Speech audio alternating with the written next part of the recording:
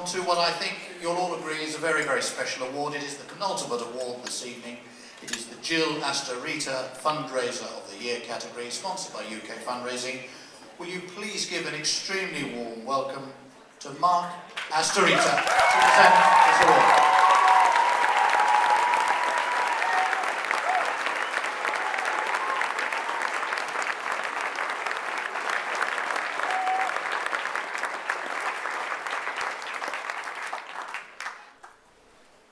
This will probably be one of the hardest speeches I've ever had to make, so I'd like you to will me to get to the end.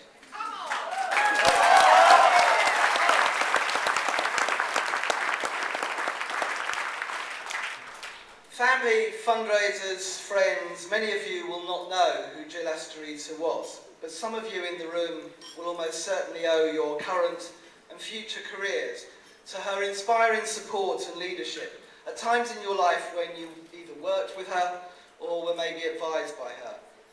She was, 20 years ago, like so many of you here tonight, a feisty, fiery female fundraiser, not yet 30 and determined to change the world. She was at the forefront of a new generation of young female fundraisers that was to take our profession by storm.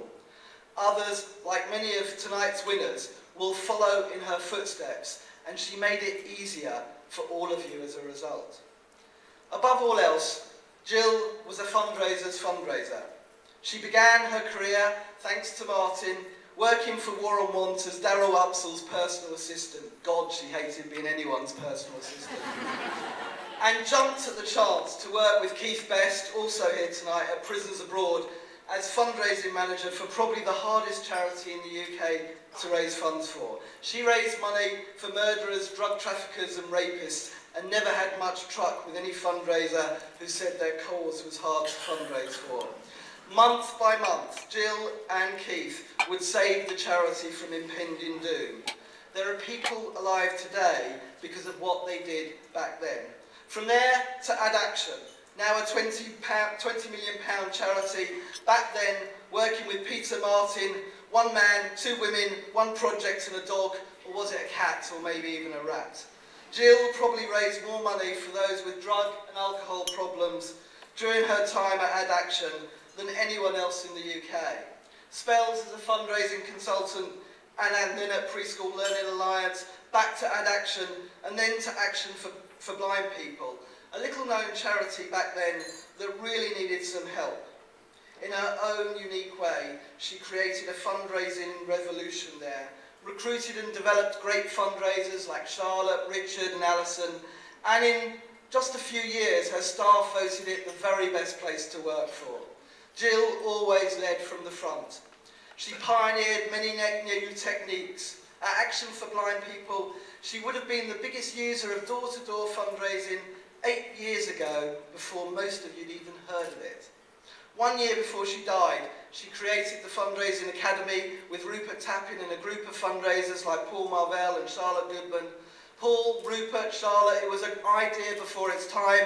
It remains a brilliant idea. We should resurrect it. We should make it happen. It's what she would want. It's what the sector needs. She was the council house kid who failed her 11 plus, who went on to get a first-class honours degree and who was determined to change the world. She never sought the limelight, and I'm sure she would be bemused by the honour the Institute has bestowed upon her in renaming its most prestigious award. She used to joke every time I managed to make professional fundraising's top 50 that once again I'd make the Tossers Gallery and how pleased she was to do this.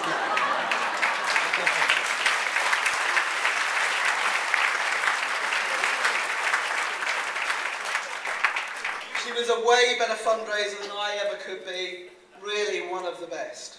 She didn't tolerate failure, yet nurtured and shaped so many fundraising careers. And oh, we should all be very grateful that she helped get rid of a few too. In her last role, she was the fundraising chief executive at Volunteer Reading Help, leading from the front, taking the organisation forward. She was never keen on being 50, and she never made it. As this week, last year, she was told she was dying from pancreatic cancer. 11 weeks from diagnosis to death, She died in the hands of Britain's first hospice, Hackney's Hospice, St Joseph's, and was cared for by Marie Curie nurses while she remained at home with Daniel and I for about 6 weeks. Friends from the sector poured round to see her, and all can testify that she never once moaned about her plight. Nothing will ever replace Gill for me, for her family, and for those that knew and loved her. She was unique. Big hair, big smile, big eyes, big jewellery, big personality, and a wardrobe full of big shoes, 300 pairs in fact. And it was her choice that upon her death, that her friends and colleagues would create a memorial fund, the Gill Astarita Memorial Bursaries, to help fund the training of budding fundraisers in Africa and India with the Resource Alliance. We've raised over £20,000, and if any of you would like to give to that fund, she was convinced that by training fundraisers today, some of them will go on to raise millions tomorrow, just like she did. I had to include an ask. This is a room full of fundraisers after all. And who else is going to fund a fundraiser but fundraisers themselves? So come and see me on table 7, and thank you to all those that have given so far.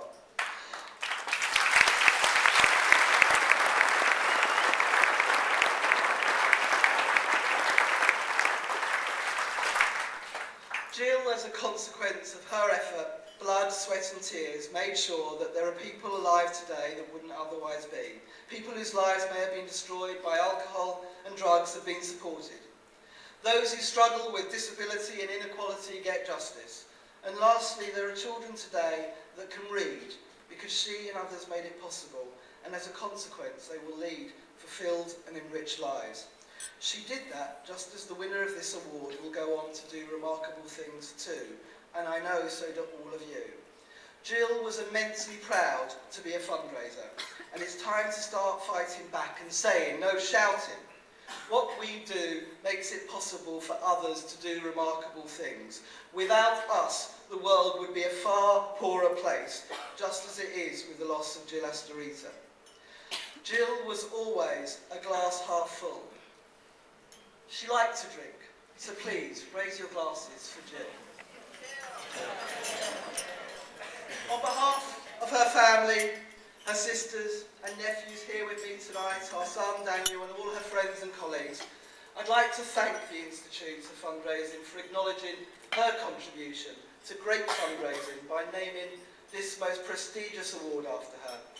All I can tell you, Lindsay, it's a damn sight better than a bloody tree.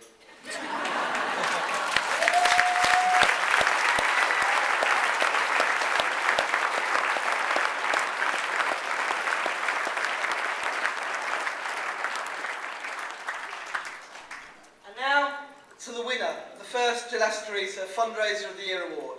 This award is for a fundraiser who, in the view of their peers, has shown consistent excellence and best practice in achieving high-quality fundraising through their own efforts, vision and strategy.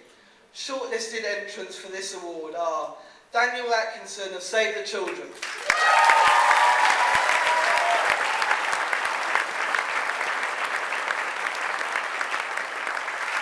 one of my great fundraisers, Aaron Sharma of Marie Curie Cancer Care,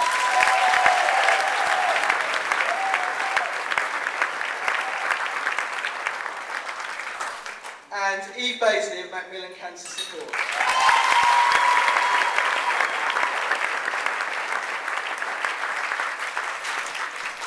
This year's winner is fully deserving of the first Gill Astarita Award for Fundraiser of the Year. Our winner has seen unprecedented success in his or her fundraising. The individual has doubled charity corporate partnership income, which is a tremendous achievement, engaging with different levels of staff at the corporate, as well as motivating and inspiring regional staff at the charity in question. The innovation that the winner has displayed has seen tangible results, such as a doubling of media coverage through a merchandise tie-in. All these wonderful achievements from a talented fundraising professional. I need to tell you, I wasn't a judge, and therefore I did not know who would win either. So the charity that helped me care for Gill in those last few weeks, the winner is Aaron Sharma of Marie.